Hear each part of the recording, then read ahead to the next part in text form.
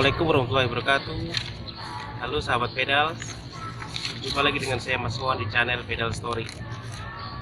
Kali ini saya buat vlog di Stadion Utama Riau.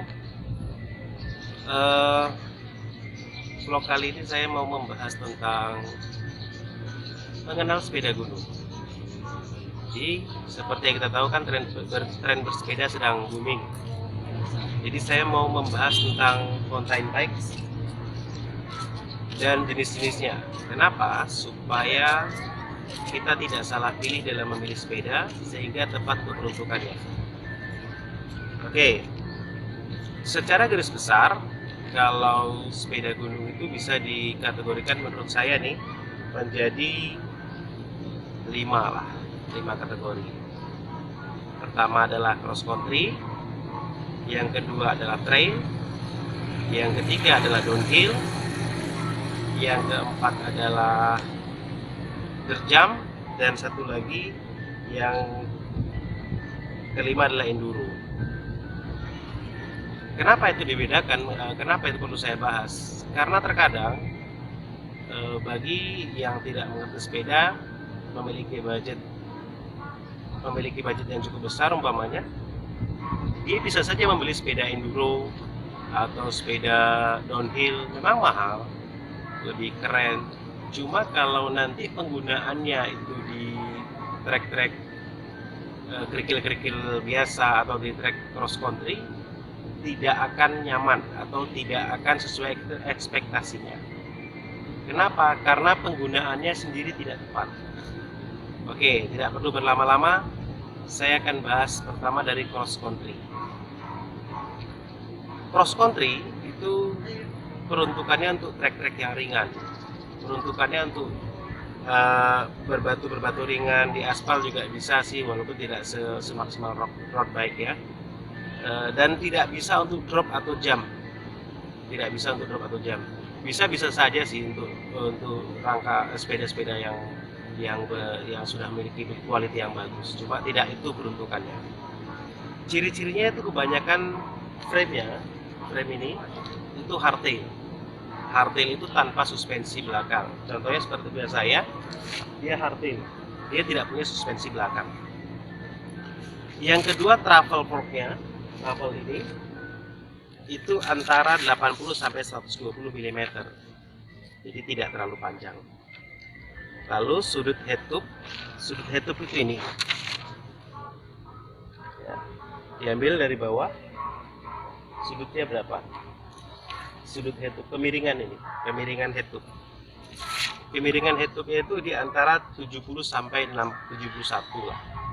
69 juga bisa sih, 69 sampai 71.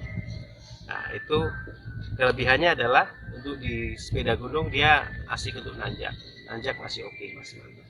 Jadi nyaman. Kalau dari cross country bareng-bareng kawan itu untuk nanjak masih oke, kita nggak ketinggalan. Yang kedua adalah sepeda trail. Sepeda trail ini mirip-mirip desainnya dengan apa? Gunanya dengan cross country mirip-mirip. Itu dia bisa untuk tanah dan berbatu. Dia bisa untuk drop dan jump ringan. Jadi untuk drop ringan dia masih bisa, atau jump ringan dia masih bisa. Dan rasanya itu seperti sepeda XC atau cross country, rasa enduro lah. Nah, ciri-ciri utamanya adalah biasanya dia full sus, artinya memiliki suspensi belakang. Kemudian travel fork-nya tuh antara 120 sampai 160. Kemudian sudut head tube-nya tuh antara 67 sampai 69. Jadi lebih panjang daripada XC. Sudut head tube-nya tuh udah ya tadi. Tapi kelemahannya dari XC adalah di tanjakan dia kurang nyaman, lebih nyaman XC. Yang ketiga adalah sepeda enduro. Sepeda enduro itu merupakan sepeda yang didesain untuk trek-trek yang ekstrim, yang lumayan berat lah.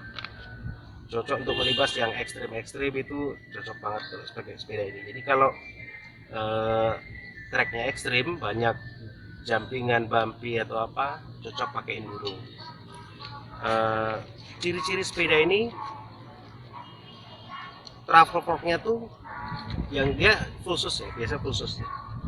Travel forknya tuh antara 140 sampai 170. Rear shock atau shock belakang travelnya antara 200 sampai 216 mm. Ya, jadi travel. Ya biasanya kalau shock belakang tuh enduro harus yang bermerek bagus, Fox, Rockshock, nah, itu seperti itulah.